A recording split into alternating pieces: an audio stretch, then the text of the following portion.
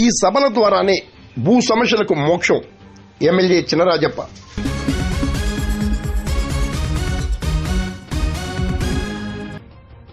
ప్రజలు ఎదుర్కొంటున్న ప్రధాన భూ సమస్యలకు రెవెన్యూ గ్రామ సభల ద్వారా పరిష్కారం పొందవచ్చునని పెద్దాపురం ఎమ్మెల్యే నిమ్మకాయల చినరాజప్ప తెలిపారు.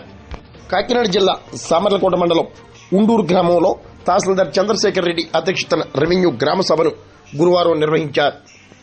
కాకినాడ ఆర్డీఓ మల్లిబాబు ముఖ్య అతిథిగా పాల్గొన్నారు.